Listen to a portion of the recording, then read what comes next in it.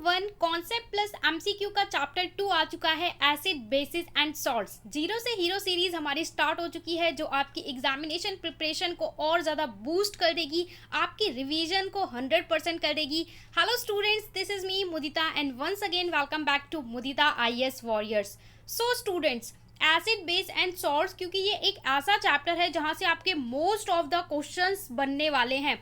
और अगर आपने सीबीएसई का साइंस का सैम्पल पेपर देखा होगा तो इस चैप्टर के बहुत ज़्यादा क्वेश्चन सैम्पल पेपर में भी कवर किए गए हैं। इसका मतलब एग्जाम में भी इससे अच्छे खासे क्वेश्चन आपको 6, 7, 8 to 10 क्वेश्चन आपको इस चैप्टर से देखने को मिल सकते हैं, और सभी कैटेगरी में असर्शन रीजन, केस बेस और डायरेक्ट एमसीक्यू।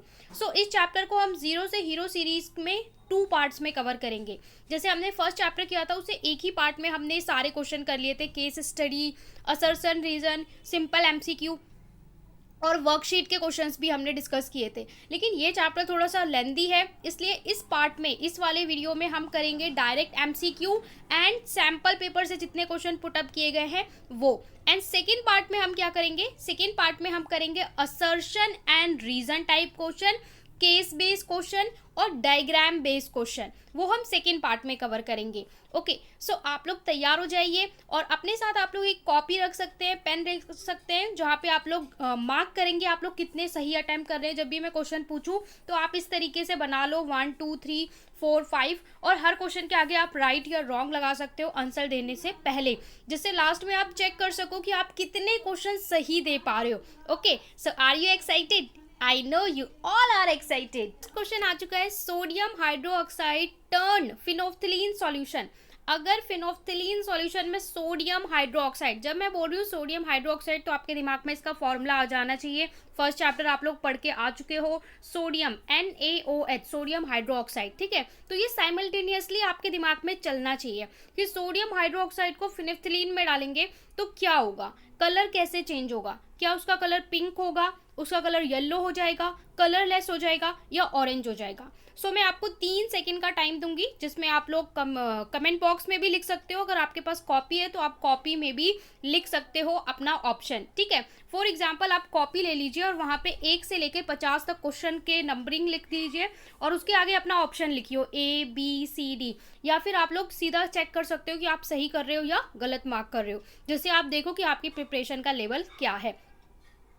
होप आप सभी ने इसका आंसर मार्क कर लिया हो, गेस कर लिया होगा। सो इसका आंसर करेक्ट है A, पिंक। अब इसका मैं रीजन आपको बताऊंगी। जो फिनोल्फथलीन होता है ना, दिस इज द इंडिकेटर।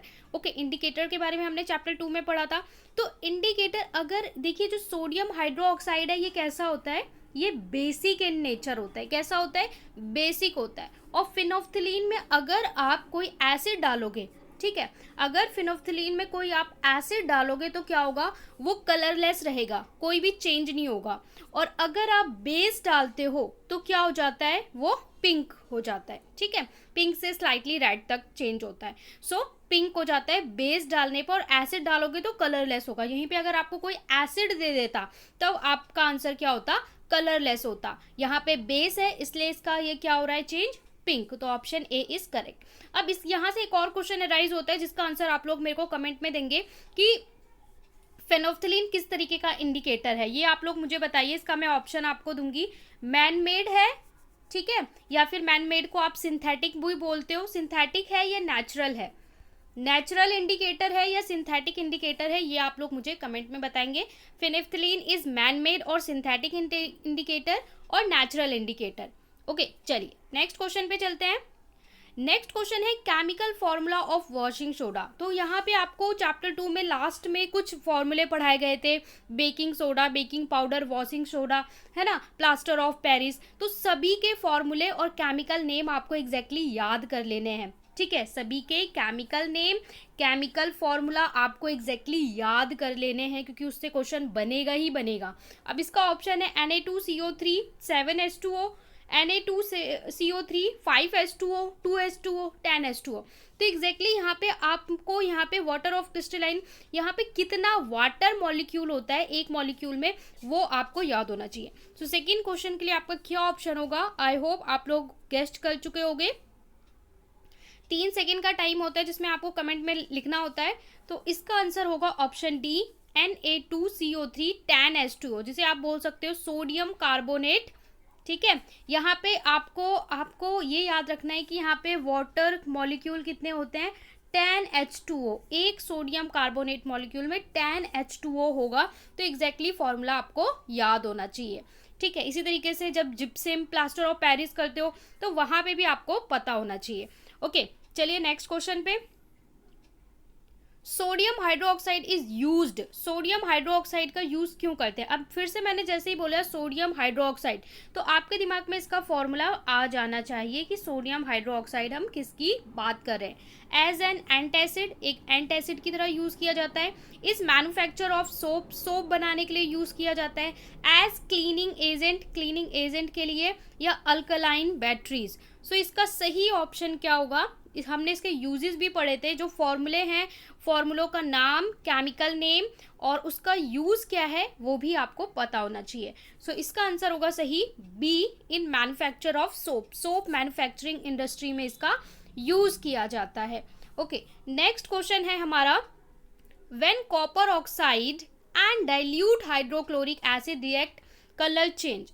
सो यहाँ पे बोल रहा है कॉपर ऑक्साइड, ठीक है, कॉपर ऑक्साइड CuO का जब ये रिएक्शन कर रहा है किससे, डाइल्यूट हाइड्रोक्लोरिक एसिड HCl से रिएक्ट कर रहा है, तो यहाँ पे बोल रहा है कि कलर चेंज होगा। कैसा कलर चेंज होगा, ऑप्शन आपको दे रखा है, तो अगर आपको रिएक्शन याद होगी तो भी आप लोग बता सकते हो यहाँ पे कलर कैसा चेंज होगा। वाइट चेंज होगा, ब्लूइश ग्रीन, ब्लू ब्लैक या ब्लैक। तो जब ये रिएक्शन हम करते हैं ना, हमारे पास टेस्ट ट्यूब है, इसके अंदर आपके पास CuO कॉपर ऑक्साइड और HCl को ऐड किया, तो यहाँ पे क्या होता है, जो सॉल्यूशन है, सॉल्यूशन का कलर चेंज हो जाता है और एक गैस निकलती है, इसमें से एक गैस निकलती है, उस गैस का भी एक स्पेसिफिक कलर होता है। अभी आपसे पूछ रहा है इसके अंदर जो सॉल्यूशन होगा, इस सॉल्यूशन का कलर क्या होगा, तो इस सॉल्यूशन का कलर क्या होगा, फटाफट से आपको गेस करके बताना है। सो अगर आपको पता है तो आपने बता दिया होगा, इसका कलर होगा बी, ब्लूइश ग्रीन। यहाँ पे जो सॉल्यूशन बनेगा उसका कलर होगा थोड़ा सा ब्लूइश ग्रीन, और यहाँ पे जो गैस निकलेगी ना, इस गैस का कलर होगा ग्रीन येलो, या फिर आप लोग ग्रीनिश येलो बोल सकते हो। अगर गैस का कलर पूछता है तो ग्रीनिश येलो, और अगर सॉल्यूशन का कलर बोलता है तो ब्लूइश ग्रीन। सो यहाँ पे हमें सॉल्यूशन का कलर बोल रहा है तो बी हमारा ऑप्शन हो जाएगा। नेक्स्ट क्वेश्चन पे चलते हैं। An aqueous solution turn red litmus solution blue. एक हमारे पास एक्वस सोल्यूशन है जो रेड लिटमस को, litmus paper is also indicator to test acid and base. Okay, so red litmus solution blue, excess addition of which of the following solution would reverse the change. ये question हमने worksheet में भी किया था, अगर आपको याद हो तो। सो यहाँ पे बोल रहा है कि आपके पास एक एक्वस सोल्यूशन है, सो ये रेड लिटमस को ब्लू कर दे रहा है, तो अगर ये रेड लिटमस को ब्लू कर रहा है इसका मतलब ये बेस होगा। तो यहाँ पे आप कौन सा चीज, कौन सा सॉल्यूशन ऐड करोगे, क्या ऐड करोगे कि ये रिवर्स कर दे चेंज को। रेड से ब्लू कर रहा है, रेड से ब्लू कर रहा है, तो अब ये क्या करे, ब्लू से रेड करने लग जाए, उल्टा करने लग जाए चेंज। सो यहाँ पे हम क्या ऐड करेंगे, baking powder, lime, ammonium hydroxide या हाइड्रोक्लोरिक एसिड। सो फिफ्थ का आपका आंसर क्या होगा, तो देखिए यहाँ पे हमें रिवर्स करना है, चेंज को रिवर्स करना है, तो यहाँ पे अभी क्या है, बेस है, इसका मतलब हमें क्या ऐड करना होगा, इसका उल्टा एसिड को ऐड करना होगा। अब यहाँ से एसिड कौन है, तो अगर आप बेकिंग पाउडर को देखोगे तो ये बेस इन नेचर होता है, this is also base in nature. Ammonium hydroxide, hydroxide यानी OH आयन है, ये भी बेस हो गया, तो यहाँ पे एसिडिक नेचर कौन सा होगा, हाइड्रोक्लोरिक एसिड। सो डी आपका आंसर है रिवर्स करने के लिए। इसी तरीके से आपसे बोल सकता था कि यहाँ पे कोई सॉल्यूशन है जो ब्लू से रेड कर रहा है, और ठीक है आपको यहाँ पे कोई एसिड कंटेंट दे देता और बोलता कि बेस बनाना है, तब आपको क्या करना होता, तब आपको उसके अकॉर्डिंग आंसर चूज करना होता। अभी हमारे पास बेस है तो हमें इसका रिवर्स करना है, तो एसिड ऐड करेंगे, डी आपका आंसर हो जाएगा। चलिए नेक्स्ट क्वेश्चन है, sodium hydroxide is a, sodium hydroxide, sodium hydroxide क्या है भाई, वीक बेस है, वीक एसिड है, स्ट्रॉन्ग बेस है, स्ट्रॉन्ग एसिड है। इसका आंसर फटाफट से बताइए, बहुत सिंपल क्वेश्चन है। तो सोडियम हाइड्रोक्साइड, देखिए हाइड्रोक्साइड लगा होता है तो मतलब क्या होता है, OH आयंस है, और सोडियम हाइड्रोक्साइड हमारा एक स्ट्रॉन्ग बेस है, ठीक है। पढ़ा भी था हमने कि mineral acid, strong acid, weak acid, strong base, weak base. Okay, so C is the correct answer. यहाँ तो कुछ सोचना ही नहीं है। सेवेंथ में बोल रहा है rain is called acid rain when it's. हमने आपने सुना होगा कि एसिड रेन हो रही है, बारिश में मत नहाइए। जो रेन होती है, पहली बारिश होती है, पहली बारिश में नहीं नहाना चाहिए। एसिड रेन होती है, आपके बालों को हार्म करता है, आपके स्किन को, और जो सॉइल होती है, सॉइल और प्लांट्स को भी हार्म करता है। सो हम कब बोलते हैं कि जो रेन है वो एसिड रेन है? कब बोलते हैं? पीएच फॉल्स बिलो 7, जब 7 से नीचे पीएच होता है। पीएच फॉल्स बिलो 6, 6 से नीचे पीएच होता है। पीएच फॉल्स बिलो 5.6, 5.6 से बिलो पीएच जाता है, ये पीएच इज अबव 7, 7 से ज़्यादा पीएच होता है। सो आप बताइए एसिड रेन का मतलब क्या है? एसिड रेन का मतलब उसमें एसिड कंटेंट ज़्यादा होना चाहिए। और पीएच वैल्यू हम लोग चेक करते हैं जहाँ पे 7 क्या होता है? न्यूट्रल होता है। 7 से ऊपर बेस, 7 से नीचे एसिडिक होता है। यही तो हमने पढ़ा है। अब बताइए यहाँ पे, so according to this options यहाँ पे हमारा क्या होगा? अगर पीएच 5.6 से नीचे जाता है, देखिए यहाँ पे बोल रहा है 7 से नीचे, 6 से नीचे, सबसे कम कहाँ दे रखा है? 5.6। 5.6 से नीचे जाता है तब हम उसे क्या बोलते हैं? Acid rain. 6 के आसपास रहता है, 7 रहता है तो इट्स ओके, वो नेचुरल है। ठीक है, जब लगातार बारिश होती है कई दिनों तक, 15 दिनों तक या कंटिन्यूअस, उस वक्त क्या हो जाता है? उसका जो पीएच वैल्यू होती है 6 या 7 के आसपास रहता है। लेकिन जो फर्स्ट सेकेंड रेन होती है ना, वो एसिडिक होती है। क्यों? क्योंकि वहाँ पे आपको पता है बहुत सारे सल्फाइड्स, ठीक है, कार्बोनेट्स एयर में होते हैं, जिसकी वजह से वो H2SO4 फॉर्म कर लेते हैं, different kind of acid form कर लेते हैं और वो एसिड रेन बनाते हैं। Okay, come to the next question, what is the pH range of our body? हमारी बॉडी का पीएच रेंज क्या है? हमारी बॉडी किस पीएच रेंज में वर्क करती है? 7 to 7.8, 7.28, 7 to 8.4 और 7.2 to 8.4। सो इसका आंसर क्या होगा? इसका आंसर फटाफट से आप लोग बताइए, फिर मैं आपको इसका करेक्ट आंसर बताऊंगी। सो आई होप आपने बता दिया होगा। सो ए इसका आंसर है 7.0 to 7.8, क्योंकि यहाँ पे हमें बोल रहा है कि हमारी बॉडी का तो न्यूट्रल टू लाइट बेसिक में हमारी बॉडी वर्क करती है। लेकिन आपसे स्पेसिफिक ऑर्गन का पूछे, किसी पार्ट का पूछे, जैसे उसने आपसे पूछ लिया कि गैस्ट्रिक जूस के लिए कितना होगा, या फिर स्टमक में डाइजेशन के टाइम क्या होगा, तो वहाँ पे एसिडिक होता है। ठीक है, तो उन सब की वैल्यू डिफर होती है। तो अकॉर्डिंग टू क्वेश्चन आपको ऑप्शन डिसाइड करेंगे। क्वेश्चन नंबर 9 है, tooth enamel is made up of. Tooth enamel जो हमारा बना होता है किससे बना होता है? Calcium phosphate, calcium carbonate, calcium oxide, potassium. भैया कैल्शियम तो होता है, आप सभी ने सुना होगा कि है ना, कैल्शियम चाहिए बोन्स के लिए, टूथ के लिए। सो यहाँ पे आप लोग बता दीजिए फटाफट से इसके साथ क्या होता है। होप आप लोग को मज़ा आ रहा होगा। आप लोग कमेंट में भी आंसर लिख सकते हैं और चेक करेंगे ना, जबकि मैंने आंसर दिया, मेरा वही आंसर है, तो आपके अंदर एक कॉन्फिडेंस बिल होगा कि यस, अगर मैंने चैप्टर रिवाइज नहीं किया है उसके बाद भी अगर मैं आंसर सही दे रहा हूँ तो मैं अच्छे से चैप्टर रिवाइज करूँ तो मेरी प्रिपरेशन और अच्छी हो जाएगी। ओके, चलिए इसका आंसर क्या होगा? इसका आंसर होगा A, calcium phosphate. Okay, calcium phosphate से हमारा टूथ इनेमल बना होता है। Nettle sting is a natural source of which acid? आपने देखा है ना, बाइट कर लेती है, काट लेती है। सो किस एसिड का सोर्स होता है? Methanoic acid, lactic acid, citric acid या tartaric acid? These all are different kind of acids. So यहाँ पे जो वो स्टिंग करती है वो नेचुरल सोर्स किस तरह के एसिड का होता है? सो इसका आंसर होगा A, methanoic acid. Option A is the correct answer. Come to the next question, lime water react with chlorine to give. अगर हमारा लाइम वाटर, अब लाइम वाटर हम चैप्टर 1 में कई बार डिस्कस कर चुके हैं, तो कोई भी मैं वर्ड बोलती हूँ तो आप लोग उसका अपने दिमाग में सोचा करो, अरे इसका फॉर्मूला क्या होता है, ये बनता कैसे। इस तरीके से हमारी रिवीजन होती है पैरेलल में, जो हमने पिछली चीज़ें पढ़ी हैं। तो lime water react with chlorine, अगर क्लोरीन के साथ रिएक्ट करता है तो यहाँ पे क्या होता है? ब्लीचिंग पाउडर फॉर्म होता है, बेकिंग पाउडर फॉर्म होता है, बेकिंग सोडा फॉर्म होता है या वॉशिंग सोडा फॉर्म होता है।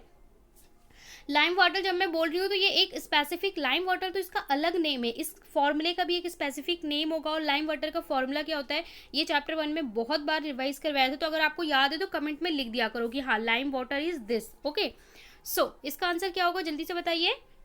सो इसका आंसर होगा हमारा बेकिंग सोडा यानी ऑप्शन सी। जब लाइम वाटर को आप क्लोरीन से रिएक्ट करते हो तो आपका क्या बनता है, बेकिंग सोडा बनता है। नेक्स्ट क्वेश्चन पे चलते हैं, क्वेश्चन नंबर 12 पे। Which of following statement is correct about an aqueous solution of an acid and a base. अगर आपके पास एक्वस सॉल्यूशन है, लिक्विड फॉर्म में सॉल्यूशन है, किसका, एसिड का एंड बेस का। So higher the pH stronger the acid, जितना पीएच ज़्यादा होगा उतना अच्छा एसिड होगा। Higher the pH weak the acid, pH की वैल्यू जितनी ज़्यादा होगी एसिड उतना वीक होगा।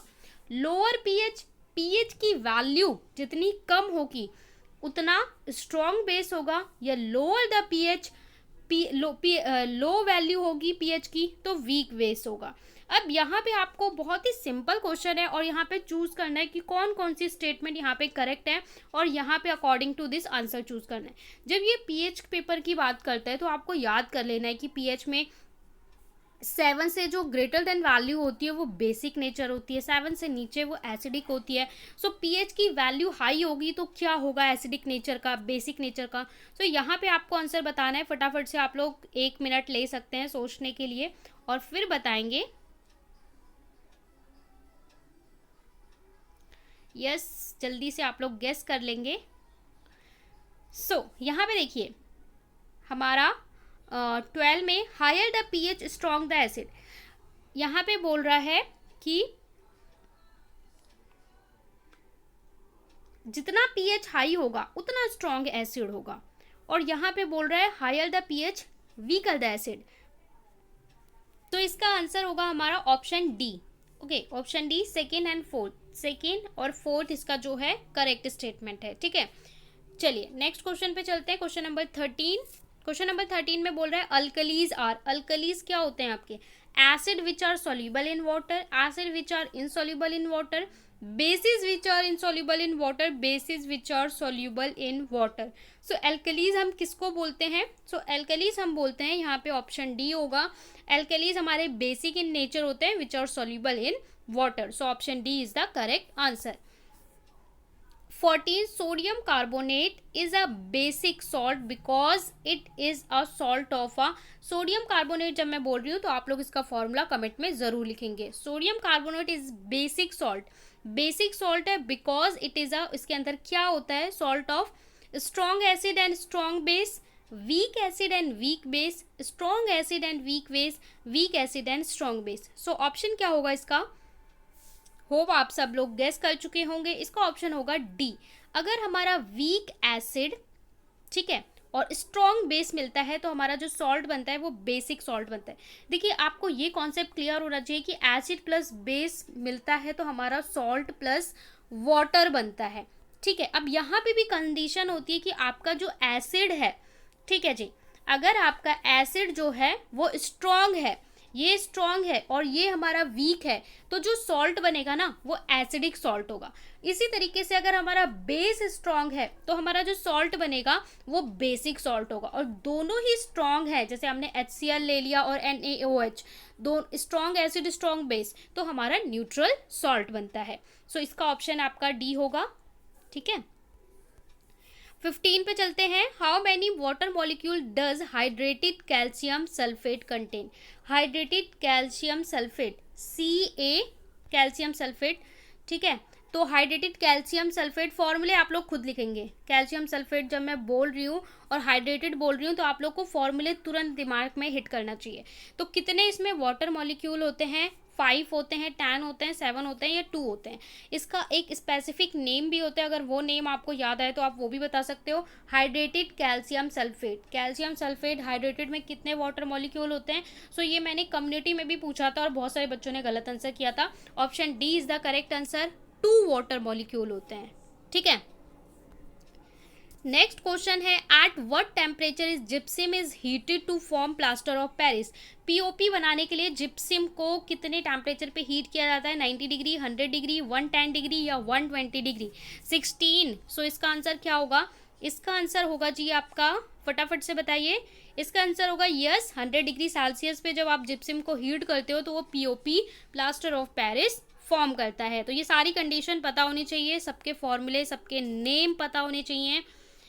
नेक्स्ट क्वेश्चन पे चलते हैं। Question number 17, Na2CO3 sodium carbonate 10H2O is, ये किसका फॉर्मूला है? वॉशिंग सोडा का, बेकिंग सोडा का, ब्लीचिंग पाउडर या टार्ट्रिक एसिड का?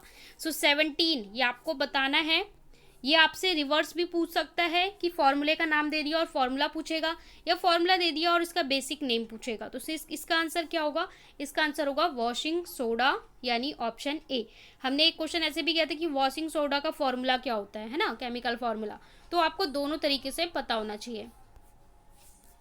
18 में बोल रहा है ब्रिन इज एन, ब्रिन क्या होता है? Aqueous solution of sodium hydroxide, aqueous solution of sodium carbonate, sodium hydroxide क्या होता है? NaOH, सोडियम कार्बोनेट NaCO3 होता है, या फिर solution of sodium chloride NaCl, या फिर sodium bicarbonate.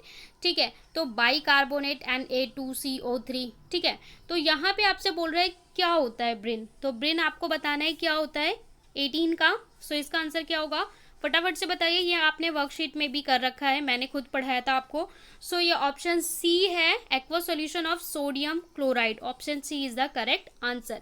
Okay, next question में आपसे बोल रहा है tomato is natural source of which acid? Tomato में एक नेचुरल एसिड होता है, उसका नाम क्या होता है? Acetic acid, citric acid, tartaric acid, oxalic acid. फटाफट से आप लोग बताएंगे इसका आंसर। बहुत आसान है और ये क्वेश्चन आपने पढ़ा भी है। सो इसका आंसर होगा option D, oxalic acid. 19, tomato में एक नेचुरल एसिड होता है जिसका नाम क्या होता है? Oxalic acid. क्वेश्चन नंबर 20 में हमसे पूछ रहा है what is formed when zinc react with sodium hydroxide? अगर हम जिंक को NaOH के साथ रिएक्ट करेंगे तो क्या फॉर्म होगा? ये आपका क्या है? ये एक आपका मेटल है और ये आपका एक बेस है। तो आपने रिएक्शन पढ़ी थी कि अगर हमारे मेटल एसिड के साथ रिएक्ट करते हैं तो क्या फॉर्म होता है, जब हमारे मेटल बेस के साथ रिएक्ट करते हैं तब क्या फॉर्मेशन होती है। सो इसका आंसर आप लोग फटाफट से मुझे दे दीजिए। बहुत सिंपल क्वेश्चन है। Option A, zinc hydroxide and sodium, sodium zincate and hydrogen, sodium zinc oxide hydrogen gas, या sodium zincate and water. So correct option क्या होगा? और अगर आपको रिएक्शन याद है तो आप लोग रिएक्शन भी लिख सकते हैं। पूरा रिवाइज करिए, चैप्टर 1 और 2 कई चीज़ें आपकी रिएक्शन सेम आ जाती हैं। सो 20 का आपका होगा option B, sodium zincate and hydrogen gas. देखिए ये हमने पढ़ा है कि मेटल अगर हमारा एसिड के साथ रिएक्ट करे चाहे बेस के साथ रिएक्ट करे, जो गैस निकलती है वो हाइड्रोजन गैस ही निकलती है। सो आप यहाँ से भी आइडेंटिफाई कर सकते हो। ठीक है, और सोडियम जिंकेट बनेगा। तो option B is the correct answer. Next question में बोल रहे हैं in terms of acidic strength which one of the following is in the correct increasing order? Correct increasing order में यहाँ पे कौन सा है? In terms of acidic strength, acid की स्ट्रेंथ बढ़ते हुए, water, acetic acid, hydrochloric acid. फिर यहाँ पे आपको दे रखा है वाटर, हाइड्रोक्लोरिक एसिड और एसिटिक एसिड। यहाँ पे दे रखा है पहले एसिटिक एसिड होगा, फिर वाटर होगा, फिर HCl होगा। यहाँ पे दे रखा है पहले HCl, फिर वाटर और फिर एसिटिक एसिड। तो यहाँ पे आपको इंक्रीजिंग ऑर्डर में स्ट्रेंथ बतानी है 21। सो आप लोग बताइए फटाफट से 21 का क्या होगा। सो इसके लिए ए होगा। ठीक है, इंक्रीजिंग ऑर्डर में तो सबसे पहले वाटर, फिर उससे ज़्यादा किसकी होगी? एसिटिक एसिड की होगी, और सबसे ज़्यादा किसकी होगी? हाइड्रोक्लोरिक एसिड की होगी। तो option A is correct answer. ठीक है, चलिए 22। इस बार पेपर में बहुत मज़ा आएगा क्योंकि MCQ ही मिलने वाले हैं पूरे पेपर में। और बहुत सारे स्टूडेंट पूछते हैं अरे हमें क्या सारे क्वेश्चन MCQ मिलेंगे? भैया इतनी बार बता चुके हैं पूरा पेपर ही MCQ होने जा रहा है, फिर भी MCQ पक्का MCQ आएगा नहीं आएगा, पता नहीं क्यों इतना कन्फ्यूज रहते हैं, किस दुनिया में रहते हैं। Which one of following salts does not contain water of crystallization? Which one of following salts does not contain? किसमें वाटर ऑफ क्रिस्टलाइजेशन नहीं होता? Blue, vitriol, baking soda, washing soda, gypsum. इसमें वाटर ऑफ क्रिस्टलाइजेशन किसमें नहीं होता? किसमें water molecule किसके फॉर्मूले में नहीं होते हैं, ये आपसे पूछ रहा है। सो 22 का आंसर क्या होगा? फटाफट से आप लोग बताएंगे मुझे जल्दी से। वाटर ऑफ क्रिस्टलाइजेशन किसमें नहीं होता है? 22। तो इसका आंसर होगा B, baking soda. Baking soda में नहीं होता है। Next question, when hydrogen chloride gas is prepared, ठीक है, hydrogen chloride gas is prepared on a humid day, the gas is usually pass through the guard tube containing calcium chloride. Okay, the role of calcium chloride taken in the guard tube is, इसमें क्या role होता है calcium chloride का? Absorb the evolved gas, moisture the gas, absorb moisture from the gas, absorb Cl ion from the evolved gas. So सही answer क्या होगा 23rd के लिए? फटाफट से आप लोग गेस करेंगे. सो अगर आपने गेस कर लिया है सो 23rd का होगा C, absorb moisture from the gas. ठीक है, जो भी मॉइस्चर है गैस में उसको एब्जॉर्ब करने का काम होता है ट्यूब में. ठीक है, सो सी इसका सही आंसर होगा. 24 में बोल रहा है what happen when a solution of an acid, अगर हम सॉल्यूशन ऑफ एसिड को मिक्स करते हैं solution of base in a test tube. ठीक है, एसिड और बेस को आप किसी टेस्ट ट्यूब में मिक्स कर रहे हो, ये हो गई टेस्ट ट्यूब, इसमें मिक्स कर रहे हो तो क्या होगा? Temperature of solution decrease, temperature घटेगा, टेम्परेचर इंक्रीज होगा, टेम्परेचर सेम रहेगा, या सॉल्ट फॉर्मेशन होगा. तो आप लोग फटाफट से बताइए कौन सा कोड यहाँ पे सही दिया हुआ है, उसके अकॉर्डिंग आपका option A B C D. A में बोल रहा है फर्स्ट एंड फोर्थ, बी में बोल रहा है फर्स्ट एंड थर्ड सही है, सी में बोल रहा है केवल सेकेंड सही है, और डी में बोल रहा है सेकेंड एंड फोर्थ सही है. क्वेश्चन को एक बार अच्छे से रीड कर लीजिए. ठीक है, जब आप एसिड और बेस को मिलाते हो तो क्या होता है? एसिड और बेस को मिलाते हैं तो क्या होता है, जल्दी बताइए फटाफट से. सो होप आप लोगों ने कर लिया होगा. तो इसका आंसर होगा डी. देखिए, जब भी हम एसिड और बेस को मिलाते हैं ना किसी भी टेस्ट ट्यूब में, तो उसका टेम्परेचर रेज होता है. आपने देखा होगा गैस इवॉल्व होती है, सो टेम्परेचर रेज होता है और सेकेंड सॉल्ट फॉर्मेशन होता है. इतना सिंपल है. तो इसके अकॉर्डिंग हमारा क्या हो जाएगा? डी हो जाएगा. 25 में आपसे बोल रहा है some fruit like mango, lemon raw, जो लेमन रॉ, ठीक है, रॉ ग्रेप्स, मैंगो जो आम होते हैं, लेमन होते हैं, कच्चे अंगूर होते हैं, ऑरेंज होते हैं, एसेट्रा हैव सॉर. इन सब का टेस्ट कैसा होता है? थोड़ा सा खट्टा होता है. इनके अंदर एक एसिड होता है. कौन सा एसिड प्रेजेंट होता है ये आप लोग को बताना है. Acetic acid, citric acid, lactic acid, oxalic acid. So आप लोग फटाफट से बताइए कौन सा एसिड होता है. ये सब बच्चों को पता है कि ये खट्टे क्यों होते हैं ये फ्रूट्स. इनके अंदर एक नेचुरल एसिड होता है, उसका क्या नाम होता है, जो हमारी बॉडी के लिए काफ़ी अच्छा होता है. ठीक है, स्किन के लिए काफ़ी अच्छा होता है, स्किन ग्लो करती है, काफ़ी अच्छा होता है अगर आप ये सारे फ्रूट्स खाते हो. और विटामिन सी भी मिलता है. सो यहाँ पे आपका आंसर क्या होगा? Yes, citric acid. ओके, और ऑक्सैलिक एसिड किस में होता है? ऑक्सैलिक होता है टमाटर में. नेक्स्ट क्वेश्चन में बोल रहे हैं zinc granule on testing with N acid. अगर हम जिंक के ग्रैन्यूल्स को ट्रीटिंग विद एन एसिड, एक एसिड के साथ ट्रीट करते हैं, वो एसिड हमारा एक्स है, with zinc sulphate salt along with the evolution of gas. इसके बाद जिंक सल्फेट के साथ, और यहाँ पे हमारा जो गैस निकलती है वो गैस वाई निकलती है, विच बर्न विद पॉप साउंड. और उस गैस को अगर हम जलाते हैं तो वो पॉप साउंड के साथ बर्न करती है. When brought near to a burning candle, जब हम उसे बर्निंग कैंडल, इस गैस के सामने अगर कोई कैंडल लेके जाते हैं तो वो पॉप साउंड के साथ बर्न करती है. आपको एक्स एंड वाई आइडेंटिफाई करना है कि यहाँ पे जो एसिड है वो कौन सा एसिड है, और जो गैस इवॉल्व हो रही है वो कौन सी गैस इवॉल्व हो रही है. तो यहाँ पे बोल रहा है सल्फ्यूरिक एसिड है, ऑक्सीजन गैस है, हाइड्रोक्लोरिक एसिड है और ऑक्सीजन गैस है, सल्फ्यूरिक एसिड है, हाइड्रोजन गैस है, और बोल रहा है हाइड्रोक्लोरिक एसिड है, हाइड्रोजन गैस है. सो यहाँ पे आइडेंटिफाई करिए आप लोग ऑप्शन ए बी सी या डी, कौन सा ऑप्शन होगा. कौन सी गैस है जो पॉप साउंड के साथ बर्न करती है जब आप उसे बर्निंग कैंडल उसके पास लेके जाते हो, और कौन सा एसिड होगा. सो फटाफट से 26 का आप लोग बताएंगे. होप गेस कर लिया होगा. ऑप्शन सी, यहाँ पे एक्स सल्फ्यूरिक एसिड है. ठीक है, और यहाँ पे सल्फ्यूरिक एसिड का फॉर्मूला क्या होता है? H2SO4. और गैस कौन सी होगी? हाइड्रोजन. ये क्वेश्चन भी हमने पढ़ा था कि हाइड्रोजन गैस पॉप साउंड के साथ बर्न करती है. Option C is the correct answer. Next question में बोल रहा है which of following indicator turn red in an acidic solution. इनमें से कौन सा रेड होता है, रेड हो जाता है एसिडिक सॉल्यूशन में. एसिडिक सॉल्यूशन में रेड होता है कौन कौन सा? फिनाफ्थिलीन, लिटमस, टर्मरिक या मिथाइल ऑरेंज. ओके, ये सारे इंडिकेटर्स हैं. सो ये आपसे पूछ रहा है, ऑप्शन आपको चूज करना है कौन कौन से होते हैं. तो 27 के लिए हमारा ऑप्शन डी होगा, यानी सेकेंड एंड फोर्थ, यानी लिटमस और methyl orange. Litmus and methyl orange हमारे रेड हो जाते हैं एसिडिक सॉल्यूशन में. 28 में बोल रहा है which of following phenomena occur when a small amount of acid is added to water. अगर आप बोल रहे हैं कौन सा फिनोमेना होगा when small amount of acid, अगर आपने यहाँ पे वाटर ले रखा है और उसमें थोड़ा सा आप क्या ऐड कर दो, एसिड ऐड कर दो, तो यहाँ पे क्या होगा, आयनाइजेशन होगा, न्यूट्रलाइजेशन होगा, डाइल्यूशन होगा या सॉल्ट फॉर्मेशन होगा। और according to this ABCD option आपको चूज करना है।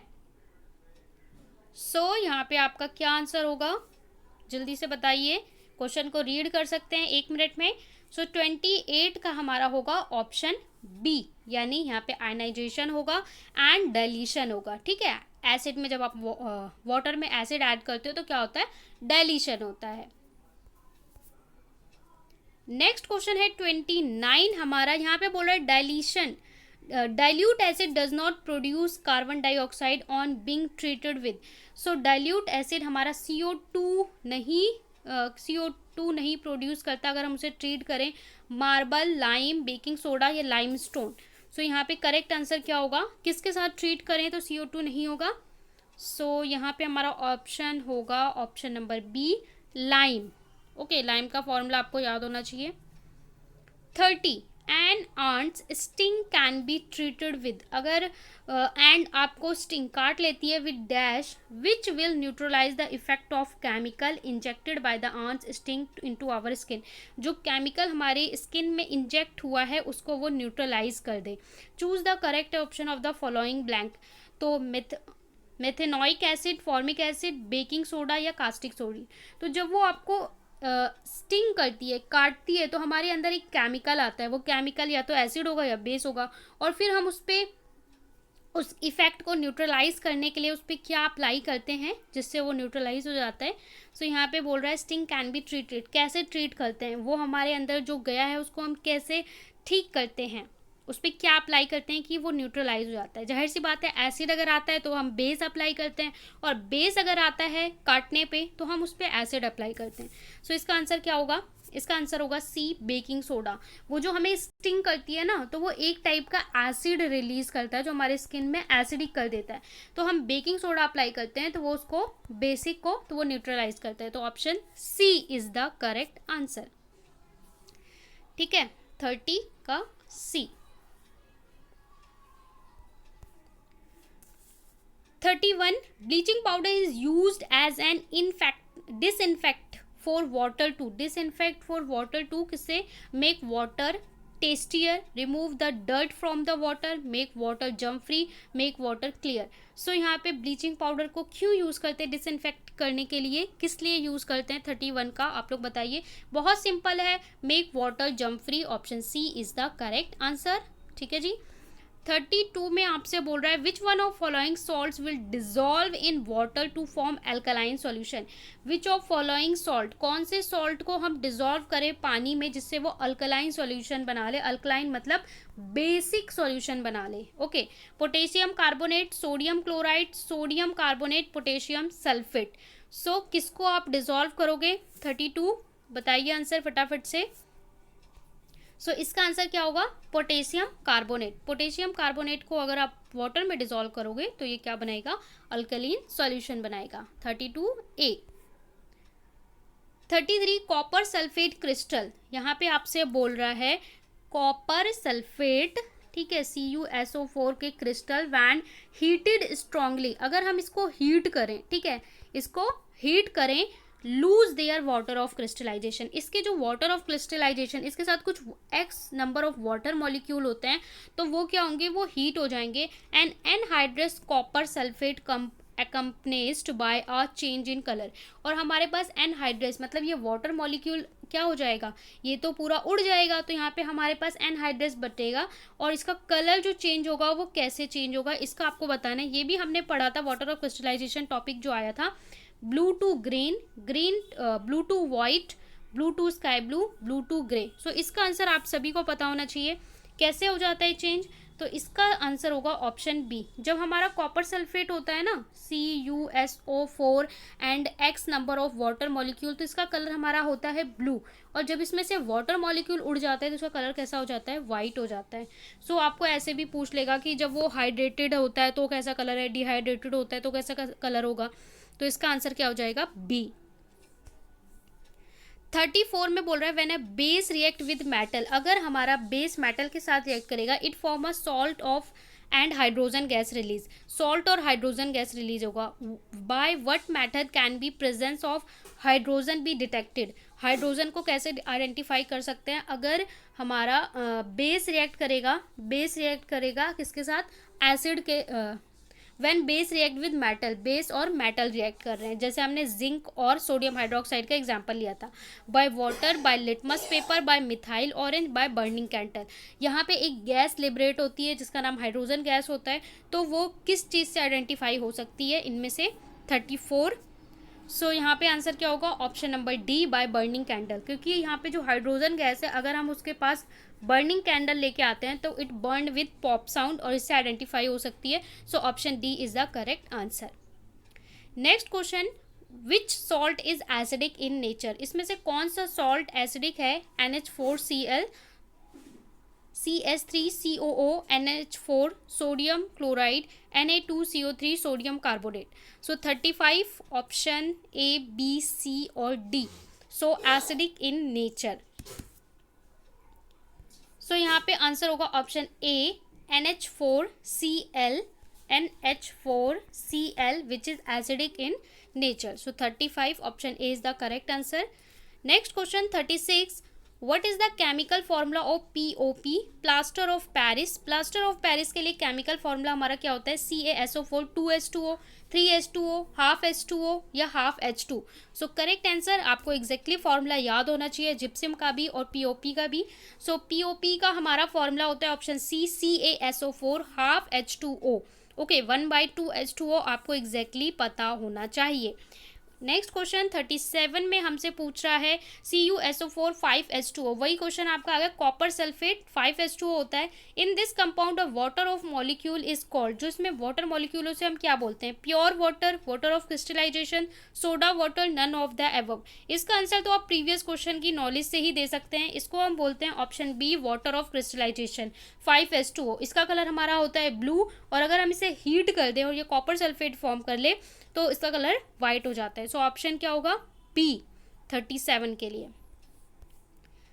38 में बोल रहा है farmers neutralize the effect of acidity on soil.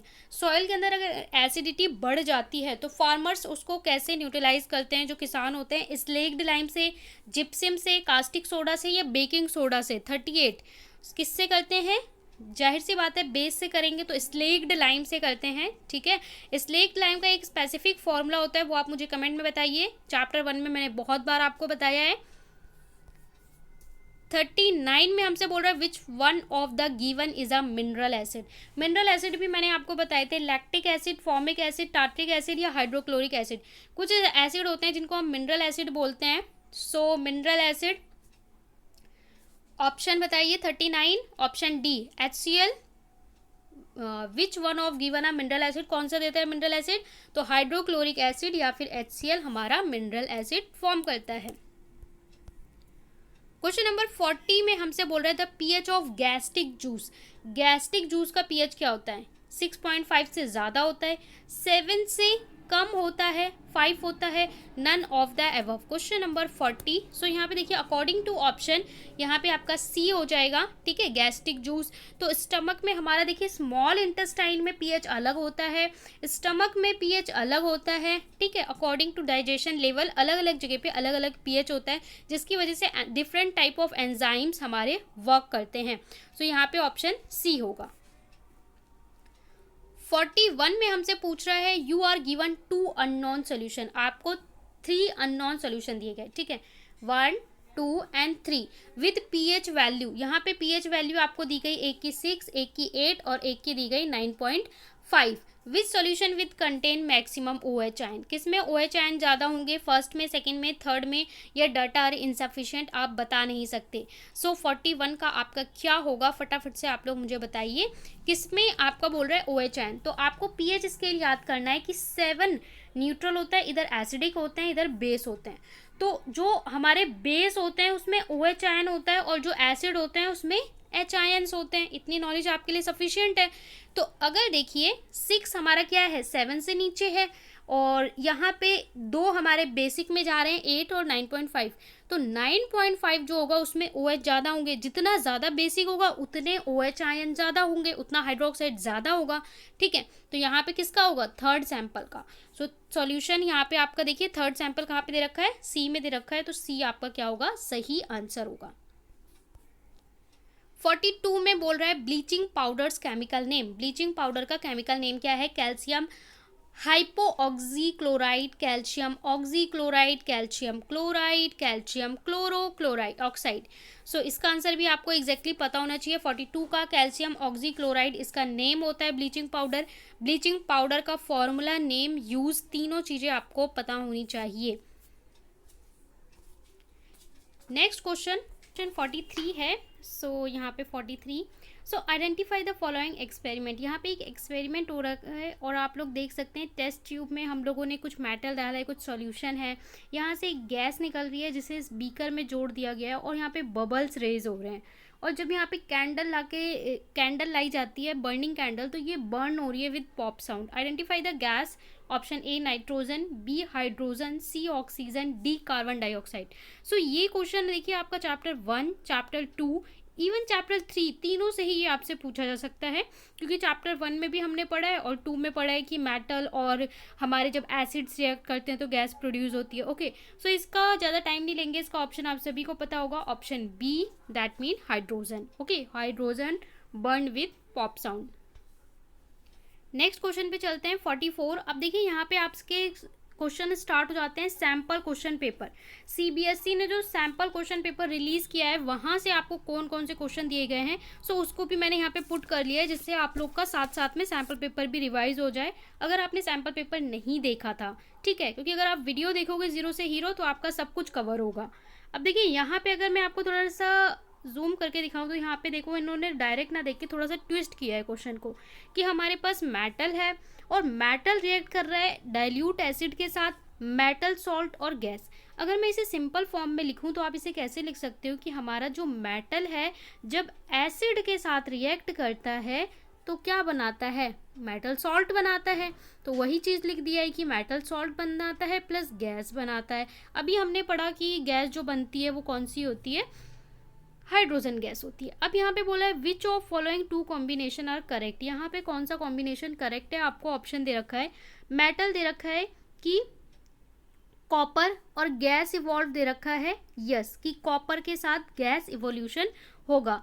फिर दे रखा है कि अगर मेटल की जगह पे आप क्या बोल रहे हैं, मेटल की जगह पे आप यहाँ पे रख दो कॉपर, और यहाँ पे बोल रहे हैं कि कॉपर के साथ हम अगर HCl डालेंगे तो यहाँ पे गैस इवोल्यूशन होगा यस। इसके बाद सेकंड में बोल रखा है आयरन, यानी मेटल की जगह पे आप ले लो Fe और प्लस यहाँ पे HCl ले लो, तो बोल रहा है गैस इवॉल्व होगा यस। यहाँ पे बोल रहा है मैग्नीशियम और मैग्नीशियम यानी Mg प्लस HCl ले लो तो गैस इवॉल्व नहीं होगा बोल रहा है। और बोल रहा है जिंक के साथ आप लो Zn प्लस HCl, तो आप लोग बताओ कहाँ पे गैस प्रोड्यूस होगी, कौन सा रिएक्शन होगा और कहाँ पे गैस प्रोड्यूस होगी, तो वो आपको चूज करना है। Option A B C D. A में बोल रहा है कि फर्स्ट एंड थर्ड, बी में बोल रहा है फर्स्ट एंड फोर्थ करेक्ट है, सी में बोल रहा है सेकेंड एंड थर्ड, और डी में बोल रहा है सेकेंड एंड फोर्थ। सो आपको सही ऑप्शन चूज करना है। आप लोग 1 सेकेंड 2 सेकेंड ले सकते हैं इसको सोचने के लिए। आई होप आपने गेस कर लिया होगा। सो इसका आंसर होगा फोर्थ। फोर्थ में आपको क्या बोल रहा है, second and fourth. Second condition में क्या है, आयरन। देखिए जब हमारा आयरन रिएक्ट करेगा ना, ये वाला आयरन और हाइड्रोक्लोरिक एसिड, तो हमारा गैस निकलेगी, और गैस कौन सी निकलेगी, HCl गैस निकलेगी। ठीक है, तो यहाँ पे ऑप्शन ठीक है। इसके बाद हमारा कौन सा है, फोर्थ ऑप्शन, जिंक, और जिंक के साथ गैस निकलेगी ये वाला। तो ये दोनों ऑप्शन सही है और बाकी दोनों गलत हैं। बाकी गलत क्यों है वो भी समझ लीजिए। कॉपर के साथ रिएक्शन नहीं करेगा, डाइल्यूट HCl के साथ रिएक्ट करेगा नहीं, इसलिए गैस निकलेगी नहीं। ठीक है, तो इसलिए ये वाला ऑप्शन गलत हो जाएगा। और मैग्नीशियम के साथ बोल रहा है गैस रिलीज नहीं होगी, इसलिए ये वाला गलत हो जाएगा। तो ये एंड ये ऑप्शन सही होगा, यानी कि हमारा ऑप्शन नंबर डी सही हो जाएगा। ठीक है, इसका आपका ऑप्शन डी होगा। अगला क्वेश्चन है 45। यहाँ पे बोल रहा है द ग्राफ गिवन बिलो, ये भी आपका सैम्पल क्वेश्चन पेपर का है, the graph given below depict a neutralisation reaction. यहाँ पे आपको एक ग्राफ शो कर रहा है, ये भी आपका सैम्पल क्वेश्चन पेपर का है कि ये न्यूट्रलाइजेशन रिएक्शन दिखा रहा है जहाँ पे एसिड प्लस एल्कली, आपका एल्कली देखिए बेस को बोलते हैं, आप कंफ्यूज मत होइएगा, सॉल्ट प्लस वाटर फॉर्म करता है। The pH of solution change as we add excess of acid to an alkali. So pH change होगा अगर हम एक्सिस और ज़्यादा एसिड ऐड करते हैं अल्कली में। सो ग्राफ यहाँ पे दिखाया हुआ है ए बी सी डी और यहाँ पे पीएच और यहाँ पे वॉल्यूम ऑफ एसिड एडेड, कि धीरे धीरे एसिड को हम ऐड करते जा रहे हैं बेस में, ठीक है। Which letter denote the area of graph where both acid and salt are present. Graph में वो कौन सा एरिया है जहाँ पे एसिड और सॉल्ट दोनों ही प्रेजेंट होंगे। यहाँ पे आपको इंडिकेट कर रखा है ग्राफ में पॉइंट्स, आपको बताना है जहाँ पे एसिड और सॉल्ट दोनों हो। 45। सो बताइए, सो यहाँ पे हमारा आंसर होगा D, option D. D point पे देखिए हमारा सॉल्ट भी होगा, और क्योंकि सॉल्ट फॉर्मेशन हो रहा है तो सॉल्ट भी होगा, और यहाँ पे क्योंकि देखिए यहाँ पे pH 7 है तो यहाँ पे देखिए डी पे यहाँ पे हमारा सॉल्ट भी होगा और एसिड भी होगा, ठीक है। तो डी वाला पॉइंट जो है आपका 45 में सही होगा। इसके बाद 46 में हमसे बोल रहा है which of given option correctly represent the parent acid and base of calcium carbonate, ठीक है। Parent acid and base, parent acid और बेस कौन से होते हैं कैल्शियम कार्बोनेट के, और ये भी आपका सैम्पल क्वेश्चन पेपर का है। ऑप्शन ए HCl NaOH, सेकेंड में बोल रहा है ऑप्शन बी में H2CO3 और CaOH2 यहाँ पे बोल रहा है, ठीक है। और डी आपका, ये चारों ऑप्शन को आप लोग देख ले। पेरेंट एसिड पेरेंट बेस आपसे पूछ रहा है तो आप इसका आंसर बताएंगे। सो इसका आंसर होगा ऑप्शन नंबर बी, ठीक है।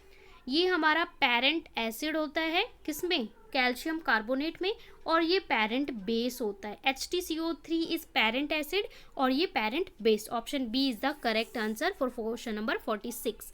Come to the next question, question number 47. How will you protect yourself from heat generated while diluting a concentrated acid? जब आप concentrated acid को dilute करते हो, मतलब कि water होता है और water में धीरे धीरे acid को add करते हो, so आप कैसे खुद को यहाँ पे प्रोटेक्ट करेंगे। Option A by adding acid to water with constant stirring, कि उसे धीरे धीरे आप चलाते भी रहिए, स्ट्रिंग करते रहिए।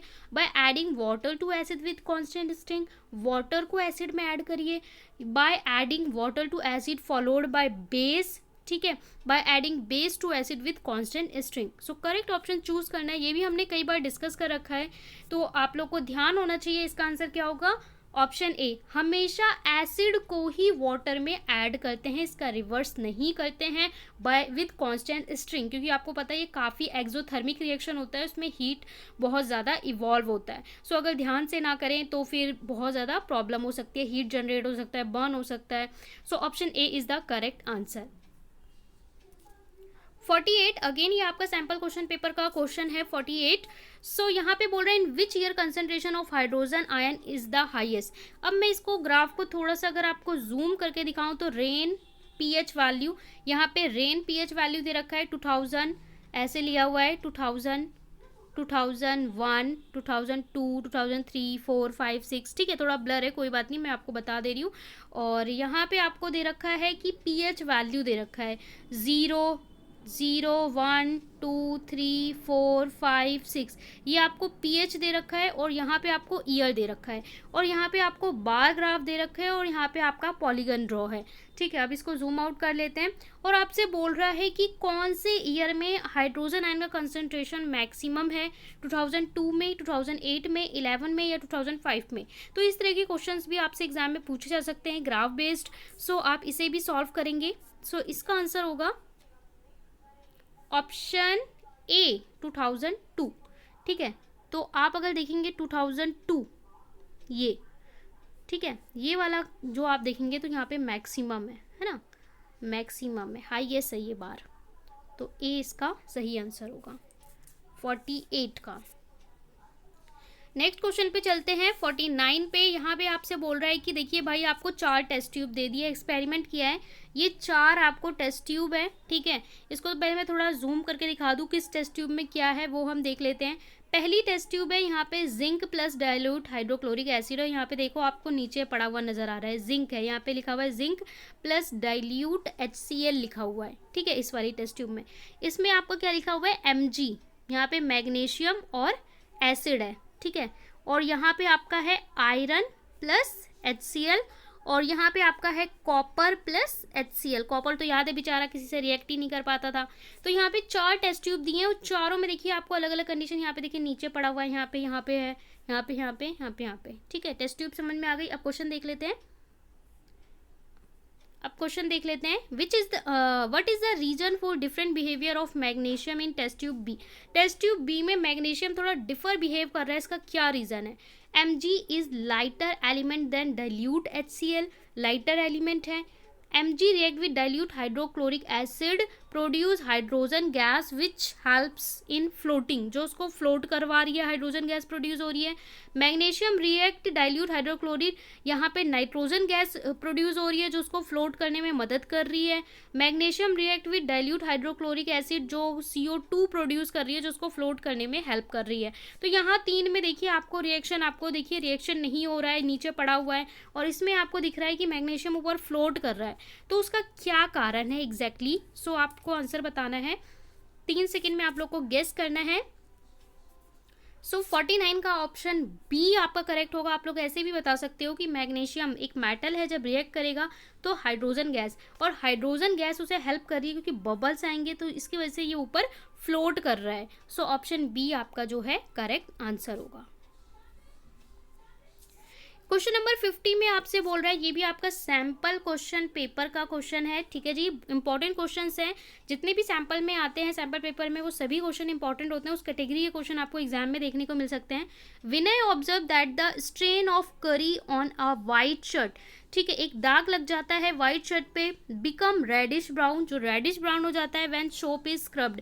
आपने देखा होगा कोई करी या हल्दी कोई सब्जी लग जाती है, उसके ऊपर जब आप सोप लगाते हो तो रेडिश ब्राउन सा हो जाता है, but it turns yellow again, but वो येलो दोबारा से हो जाता है when the shirt is washed with plenty of water, ठीक है, साफ पानी से धुलने पे। What might with reaction for his observation. Option A नहीं, यहाँ पे कुछ ऑब्जर्वेशन लिखी हुई है। Soap is acidic in nature, soap हमारा एसिडिक होता है। Soap is basic in nature. Turmeric is natural indicator which grip reddish lining in the base, turmeric is natural indicator which grip reddish, ठीक है, in acid, ठीक है।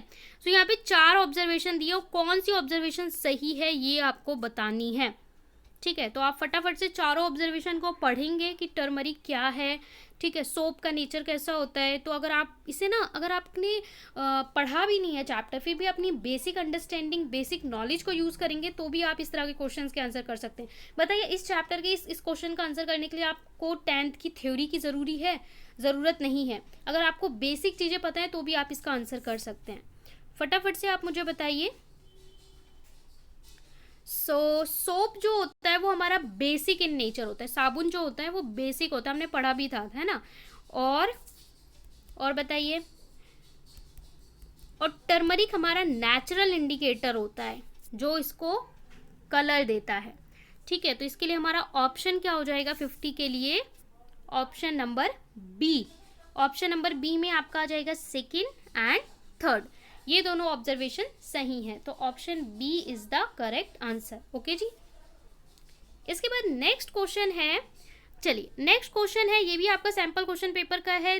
देखिए मैंने कहा था कि सैंपल क्वेश्चन पेपर में इस चैप्टर से काफ़ी क्वेश्चन आए हैं, और असर्शन एंड रीजन में भी क्वेश्चन आए, तो असर्शन रीजन तो बाद में ही कराऊंगी आपको मैं सेकेंड पार्ट में।